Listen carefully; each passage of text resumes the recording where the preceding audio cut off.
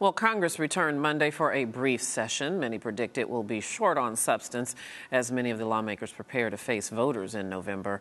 The Hill's campaign and politics staff writer Cameron Joseph joins us from Washington, D.C. to break it all down. Hi, welcome to Arise America, Cameron. Thanks for coming on. What's at the top of the agenda for the House and the Senate in this very brief session that they've started? Well, top of the agenda, policy-wise, is figuring out a way to reauthorize the Export-Import Bank and getting done with that as quickly as possible for the GOP. Top of the agenda, political-wise, is getting out of town fast because it's election season, and a lot of folks are a lot more focused on getting home and campaigning than actually getting much policy done over the next couple of weeks. So let's talk about this Export-Import Bank that needs to be reauthorized. There's a schism, if you will, in the GOP about this. What's at stake here, and what's the chance that Boehner will be able to pull them together to get this done? Yeah, well, it's looking like they're trying to cut a deal, and they're actually going to have to work with Democrats to get enough votes to get this done. Probably the most likely thing that will happen will be a short-term authorization. And this is really splitting the GOP right down the middle because business groups like the Chamber of Commerce, a lot of lobbyists want to see this get done. Some more moderate Republicans want to see this get done as well. But the problem is conservatives don't like it because they see it as a government handout. And this is a loan program to help some small businesses with exports. And a lot of folks want to see it get done in the business community, and a lot of folks in the conservative circles are really fighting hard against it, including groups like the Club for Growth and Heritage. So it'll be interesting to see what the final deal is. It looks like probably a short-term extension either to December or early next year is the most likely course of action right now, where then they can kind of relitigate this after the election and not put their own chances of the election and actually taking control of the Senate at risk. The reality is so many of these hot-button issues are being put off until after the election. Let's turn, though, to something that everyone is looking at, and that, of course, is the threat of ISIS in Syria and Iraq. As I understand it, both the House and the Senate are putting together their own piece of legislation to authorize Obama to use military force against ISIS. Is this symbolic? Because it seems that the president can act without congressional support.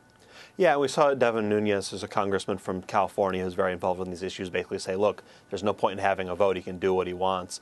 And so a lot of folks on both sides of the aisle, they're kind of trying to message this. They're trying to weigh in on this in the way they want to. But honestly, a lot of folks don't want to vote on this, especially some of these red state Democratic senators that are facing tough re-elections. They want to be able to say exactly what they want to say about it, no more and no less. And they don't want to have to face a vote where everybody's going to have to agree on something. And so I don't think it's super likely that we see the House and the Senate come together on a joint resolution on this. We might see the different chambers pass different kind of more politically focused messaging bills on that. But I think that's really, besides XM, all you're going to see on any issue over the next 2 weeks is the House and the Senate passing things that the other side's never going to take up in order to kind of position themselves for this election, which is less than 2 months away now. Yeah, the truth is they're just treading water until that happens. To that point, apparently in an address that Boehner made, I'm not sure who he was talking to, but he said that in the GOP's quote-unquote closing argument that they wanted to focus on ways to get people back to work and restore opportunity for Americans. I find that very interesting because that sounds very much like a Democratic agenda, doesn't it? Yeah, well, Republicans have been really focusing on trying to message around jobs and focusing on the economy, focusing on energy bills that they say can get people back to work and create jobs in the country. And they're trying to show that they care about the issues that middle-class Americans, blue-collar Americans care about as well. They're trying to take some of these issues off the table. And you've seen this on the minimum wage. A few Republicans have said they support local increases, state increases to the minimum wage. You see Republicans coming out for over-the-counter birth control over the last couple of weeks and months.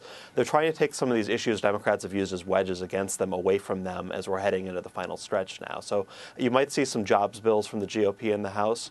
Nothing that's actually going to pass and become law or actually help anybody, but really stuff that's focused on trying to show if we were in charge, this is how we would do things. And speaking of stuff that probably is not going to pass, as I understand it, Harry Reid planned a test vote to amend the Constitution to give Congress the power to set stricter limits on campaign cash. Any traction for this?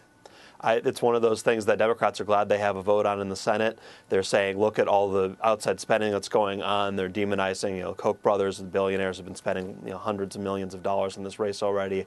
Obviously, they're spending on both sides. And this is one of those issues that Democrats love talking about because it's a great campaign issue for them. There is no chance that this is going to pass through the House, and there is even less chance that we're going to see a constitutional amendment anytime soon on this. Cameron, while I got you, we got a couple more seconds. So let me just ask you, we're going to be talking about this a lot over the the next couple of months. But do you think the Democrats can hold on to the Senate, or might it slip away from them in this election? Oh, it's looking very close. Republicans need to pick up 6 seats. They're running in a lot of red states that they're trying to pick up. They basically have 3 locked in because of Democratic retirements. And then it gets kind of state by state very questionable. It looks like they'll pick up 5 seats. I think 5 is probably the low bar. Probably 7 to 8 would be the highest they could get.